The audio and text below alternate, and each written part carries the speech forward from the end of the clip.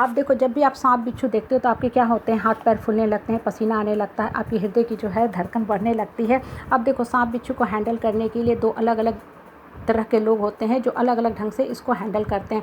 जो आदमी स्ट्रॉन्ग प्रवृत्ति का होता है वो सांप बिच्छू को देखते हैं, डंडा उठाता है, भाला उठाता है, उसके मुख को पूर्ण रूप से कचल देता है, ख़त्म कर देता है, नष्ट कर देता है कि ये सांप बिच्छू ना हमको काटे ना दूसरे को काटे, नहीं तो ये सांप बिच्छू घड़ी घड़ी सबको काटता रहेगा। दूसरा प्रवृत्ति का जो आदमी होता है, जिसे हम कमज़ोर कहते हैं, दब्बू कहते हैं, वो क्या करेगा, सांप बिच्छू को देख के भाग जाएगा, दुबक जाएगा, घर में छुप जाएगा। इन द मीन टाइम क्या होगा कि वो सांप बिच्छू फिर से आएगा, उस आदमी को भी काटेगा और दूसरे लोगों को भी काटता जाएगा।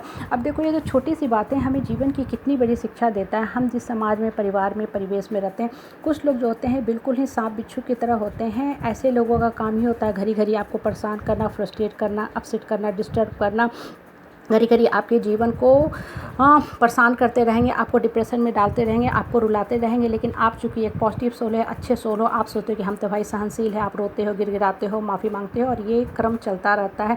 लेकिन ये जो सांप बिच्छू जैसे लोग हैं, इनके अंतर मन की प्रवृत्ति को आप समझने की कोशिश करो। इनके साथ बहुत ज़्यादा सहनशील मत बनो। एक समय के बाद अपनी सहनशक्ति जो है छोड़ के सही समय पर सही लोगों के बीच में बैठ कर सही जवाब दो, नहीं तो ये घड़ी घड़ी आपको अपनी विषैली बातों से हमेशा परेशान करते रहेंगे और आपका जीवन दुभर करते रहेंगे, क्योंकि ऐसे लोगों की फितरत ही ऐसी होती है।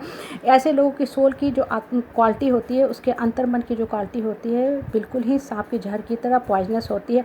बच्चा देखो, जब धरती पे आता है ना, तो उसकी कुंडली बनती है, उसकी कुंडली में, योनि में एक पॉइंट होता है जहाँ पे उसकी क्वालिटी को दर्शाया जाता है। किसी की जो योनि में लिखा होता है गाय, बकरी, गज, ऊँट, किसी का लिखा होता है सांप, बिच्छू, शेर, बाघ। अब देखो, ये क्या बताता है, ये उस इंसान की अंतर्मन की, आत्मा की क्वालिटी को दर्शाता है। इसलिए आप ये मान के चलो कि ये जो इंसान ज़ोर से बोलता है, डराता है, धमकाता है, आपको रुलाता है, बिल्कुल ही बिल्कुल सांप बिच्छू की तरह है। इसलिए ऐसे लोगों को आप पॉजिटिवली हैंडल करना सीखो। देखो, श्री राम के साथ रावण थे, श्री कृष्ण के साथ कंस आए, पांडवों के साथ कौरव आए, माँ दुर्गा के साथ रक्त, विषम, निशुम जैसे राक्षस आए, लेकिन इन सब ने निगेटिव शक्तियों का खात्मा किया, निगेटिव शक्ति को सर पे बैठा के नहीं रखा। कहने का मतलब है कि रिश्ते के बोझ में, निगेटिविटी के बोझ में इतना भी मत दबते जाओ कि आपका जीवन दुभर होता जाए। अपने मन को स्ट्रॉन्ग करते जाओ। ये जो सांप बिच्छू जैसे लोग होते हैं, कितना भी गाढ़ा दूध पिलाओगे, कितना भी आप एडजस्ट करोगे, ये लोग आपको रुलाएंगे ही रुलाएंगे, आपका जीवन दुभर होता जाएगा। और एक समय के बाद आपकी अंतर्मन की शक्ति इतनी कमज़ोर हो जाएगी, आपका आत्मविश्वास इतना ख़त्म हो जाएगा, घट जाएगा कि आपको ये भी नहीं पता चलेगा कि मेरे साथ जो हो रहा है वो गलत हो रहा है, इस चीज़ को हमको रोकना चाहिए और हमको रोकने के लिए क्या स्टेप लेना चाहिए। क्योंकि आपके अंतर मन में जो श्री कृष्ण बैठे हों, इसको ये जो निगेटिव लोगों ने हैं एकदम दबा के कुचल के ख़त्म कर दिया है।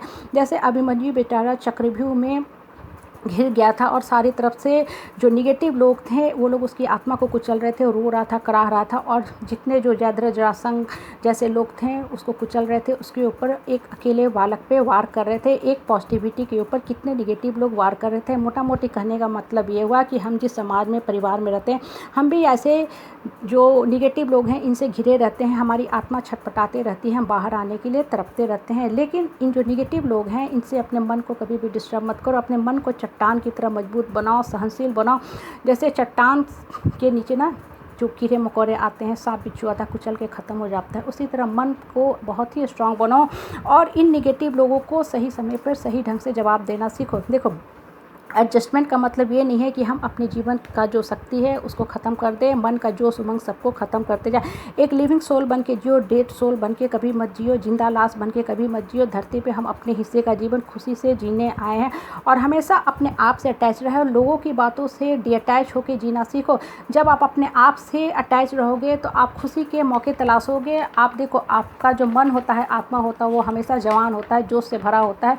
उसमें सिर्फ और सिर्फ रंग भरने की ज़रूरत है। तो अपने सकारात्मक सोच से, सकारात्मक विचारों से, जब आपका मन में सकारात्मक विचार भरता रहेगा, आप देखोगे वही जीवन है, वही परिस्थिति है, वही परेशानी है, लेकिन आप हर काम जोश और उल्लास से करोगे। आप बर्थडे मनाओगे, त्यौहार मनाओगे, माँ का आरती करोगे, सब कुछ करोगे, लेकिन आपकी आवाज़ में एक खनक होगी, आप जोश होगी। और सबसे इम्पॉर्टेंट बात, धरती पे आप एक संसारिक इंसान बन के आए हो। संत महात्मा बनने, बुद्ध बनने बिल्कुल ही नहीं आए हैं कि लोग कुछ भी कहें हम बर्दाश्त करते जाएं, बिल्कुल नहीं। हम अपने हिस्से का जीवन खुश मन से जीने आए हैं। और एक चीज़ हमेशा ध्यान रखो, समय बड़ा बलवान, हम बचपन से सुनते आ रहे हैं। इसका मतलब ये होता है कि कितना भी ये निगेटिव लोग कोशिश करें, एक समय के बाद श्री कृष्ण आएंगे, इन लोगों को भी उसी ढंग से जवाब देंगे जैसे श्री राम ने रावण को दिया। कौरवों का अंत हुआ, कंस का अंत हुआ। मोटा मोटी कहने का बात यह है कि अपने मन को पॉजिटिव शक्ति से भरते जाओ, मन को स्ट्रांग बनाओ और इन लोगों को जवाब देना सीखो।